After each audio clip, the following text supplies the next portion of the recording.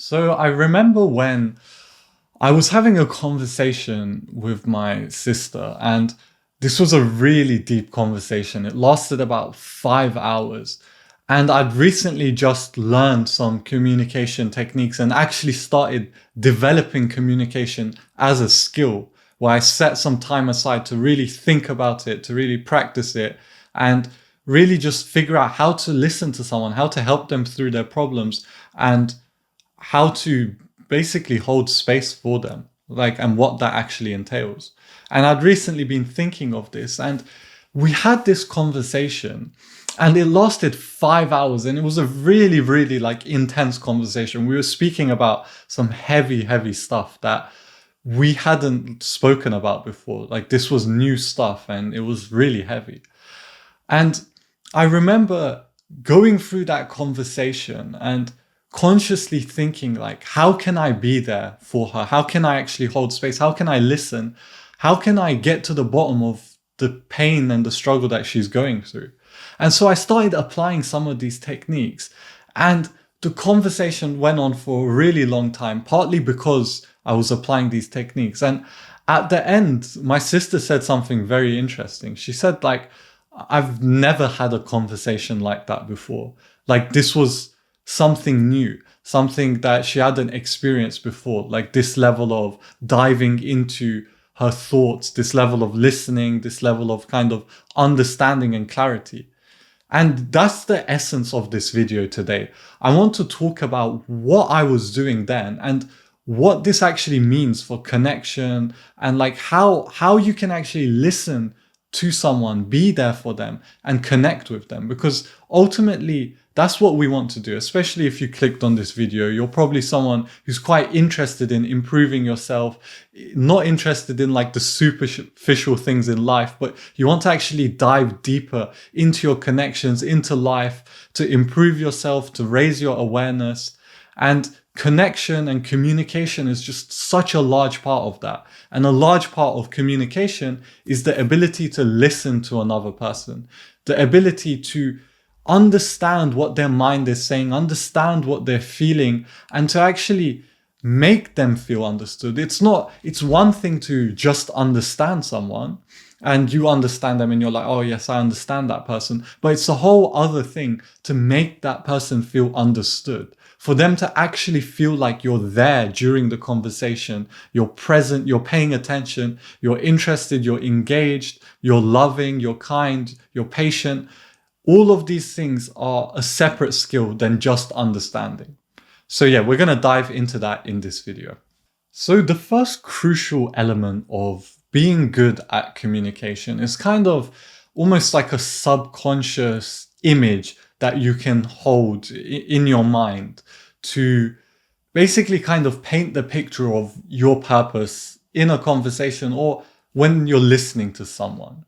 So if a friend comes to you and they have like all of this pent up emotion and they want to express something to you, it might be because they're really happy and they just want to express their happiness, or they're really sad and they want to just express that and kind of let it out. Or maybe they want to solve a problem. They're kind of emotionally detached, but they want to solve a problem. So in these situations, what do you think your role is as someone who's listening? Think about it for a second. Like, what's the purpose? Like, what role do you play in this dynamic where a friend comes up to you and they're just speaking to you? Like, what do you want to do? Your role is essentially like being a compassionate mirror, a mirror that basically reflects kind of what they need in that moment. If that's validation, if that's advice, if that's this, if that's that, like these different things are essentially like you have to be able to read what the person wants if you're listening to them and if you're trying to connect with them. Essentially, you're holding space for their existence. Like, imagine, and it's like kind of a trippy thing to imagine, but it kind of plays into meditation awareness. But like, imagine your field of view essentially kind of temporarily existing for them. Your mind, your body is like kind of existing for that moment, for them in that moment, so you can kind of give what they need in that moment. And this is like And it might sound a bit extreme if you're just like a casual listener, if you've seen some of the advice like elsewhere on YouTube or whatever, but this is like the core root of listening and empathy and connection. It's when you're able to drop away your ego and your self-concern to actually be there for someone. So most of the time, the thing that gets in the way of our listening is we're just thinking about ourselves. And this is like the core thing that gets in the way of like 99% of people listening. It's like when your friend is speaking to you, you're just thinking about yourself. You're thinking about what you're going to do later, or you're thinking about how the thing that they're saying impacts you. It's just this self-concern that is the main roadblock for actual active, engaging listening. And so you need to be wary of this, and you need to understand the model of like a compassionate mirror. So you put yourself aside, you put your ego aside if you really want to be there for someone. And this is for your deepest connections. You put your ego aside, you put yourself aside, and you exist for that moment, for that person, for that conversation. And that means you're not constantly, and like thoughts about yourself are going to obviously come up, but like you return back. And this is where mindfulness is really important. You return back to the conversation and you actually are there. You're not self-concerned, you're there, and you're there for them. And this is just like a larger frame that you should have going into a conversation. But there's actually specific things that you can do during a conversation that help the other person feel understood and heard. And these are the techniques I was speaking about earlier, like the techniques I used in the conversation with my sister. And these take some conscious practice, but like just note these now, think about them during the next conversation you have. Like just like with any skill, the only way you're going to improve is if you put some conscious practice. And I'm guessing if you've clicked on this video and you've watched so far, you're interested in becoming a better listener. And I'll be honest, 99% of people aren't going to be interested. They're just going to kind of click on this, maybe brush through this video, or maybe they never even clicked on it, because you need to kind of be a bit detached from yourself and start thinking about how you can help those around you to actually start dedicating time to improving your listening skills.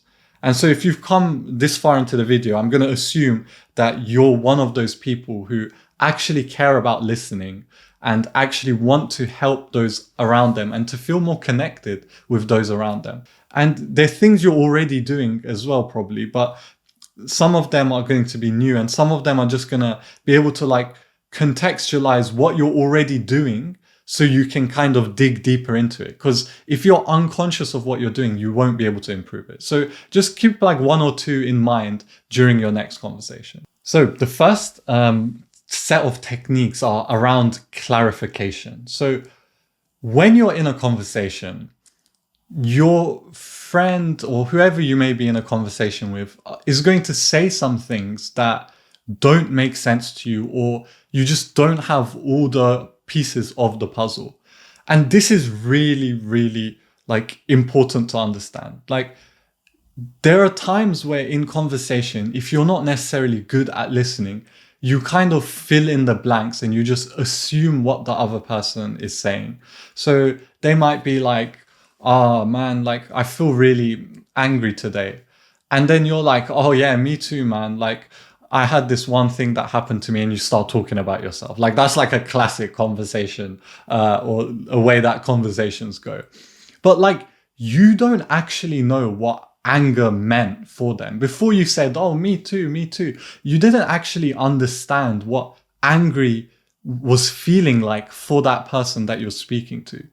And this is where this idea of clarification comes into play.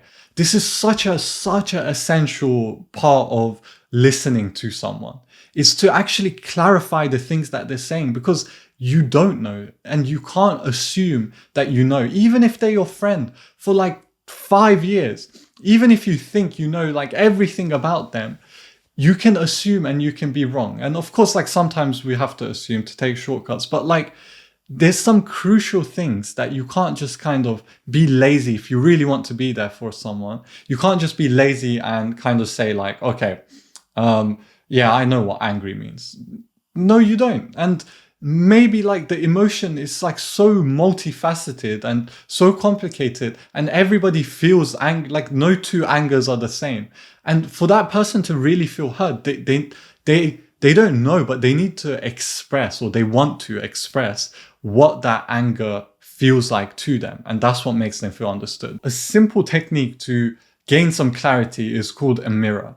And essentially what a mirror is super simple, and you probably already do it, but bring this to your conscious mind and use this as a tool to clarify. So when somebody says to you, oh, I'm super bummed out today, or I'm super sad today. And then you can just do a simple mirror like sad with like an upward inflection. And that basically what this does is it allows them to flow in the conversation and for you to gain clarity and for them to express. Like, it's such a simple thing to do and you already do it, but it allows them to expand on what sad feels like. It gives them like a leeway to channel that emotion and for you to actually take that in and understand it. And so these simple little mirrors are just like really, really useful for gaining that clarity, rather than just going like, oh yeah, like anger. Oh yeah, man, I feel that too all the time. Yay. Like, instead of doing that, you actually figure out what anger is, what the feeling underlying, like the underlying emotions actually feel like for them. Okay, so that's on mirrors, like that's to gain clarity. And the next is just simply like clarifying questions. Like, what do you mean is like a golden one. Like asking someone like, what do you mean by that? Or like, let's say they come to you and they're saying something like, okay, so I just had like a conversation with my like ex-girlfriend, and man, like I feel like she doesn't get me.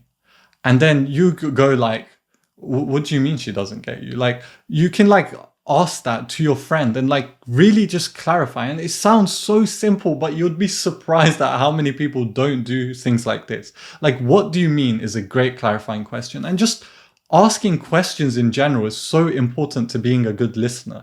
Being a good listener doesn't mean just kind of sitting back and letting the person speak. It also means asking questions. It also means having curiosity. It also means engaging with the person in front of you.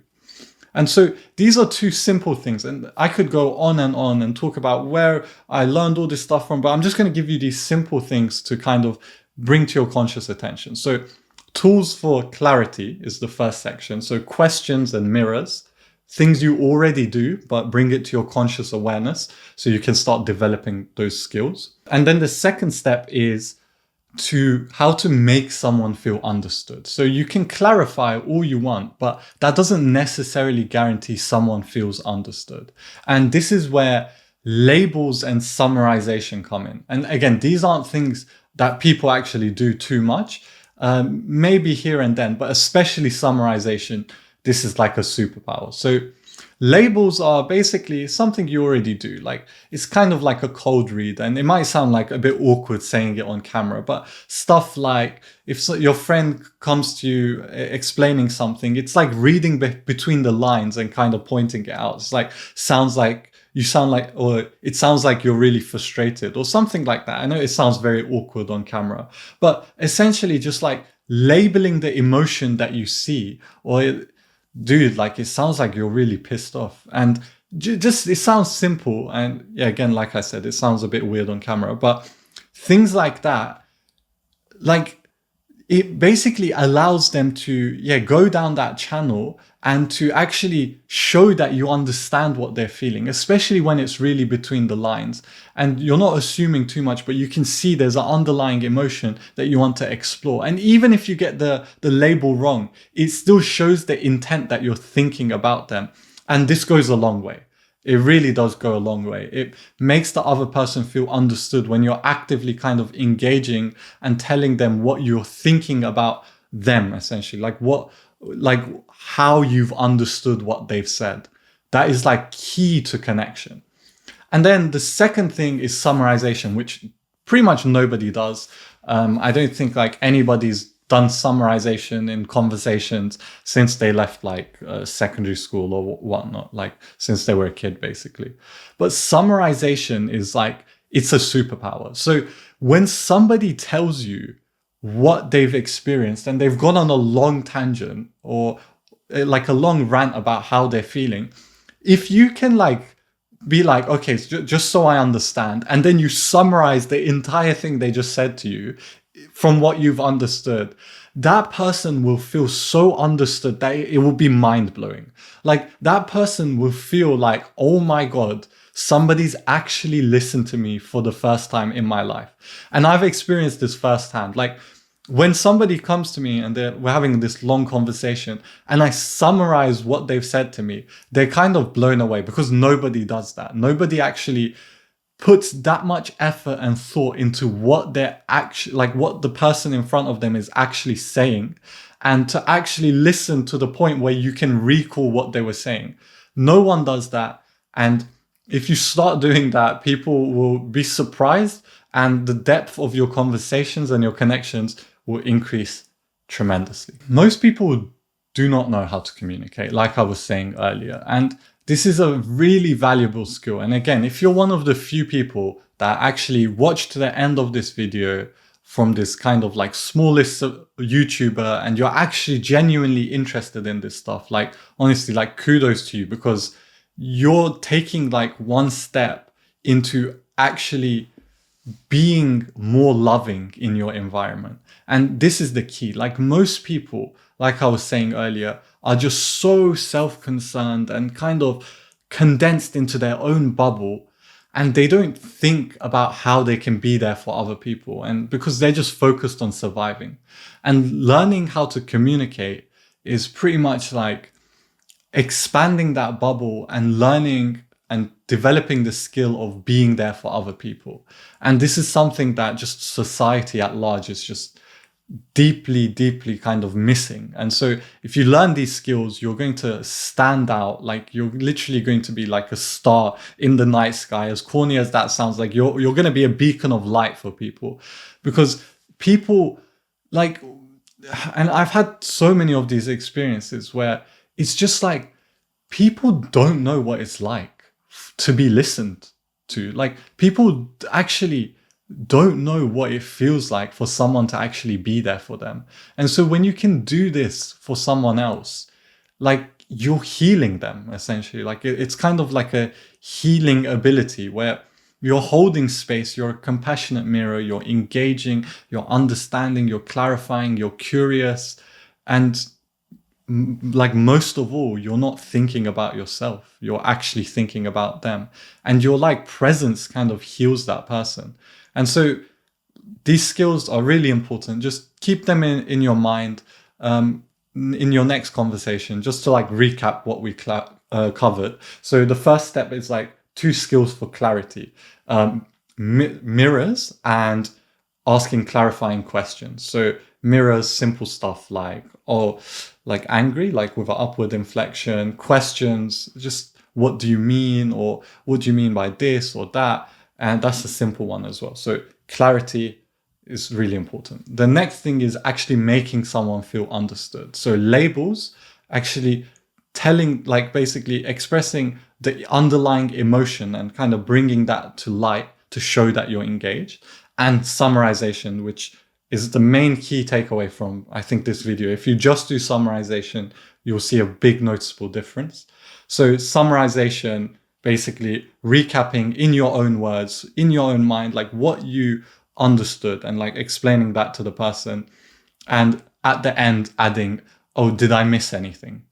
It's just like, that is done. Like at that point, it's a cherry on top. You've done your job as someone who's listening, as someone who's empathetic. But yeah, that's pretty much it for this video. Hopefully this helped. Hopefully you enjoyed. And yeah, I'll be releasing more videos like this, talking about how to actually be like a conscious communicator, how to be there for people, how to connect. Thanks for watching and take care.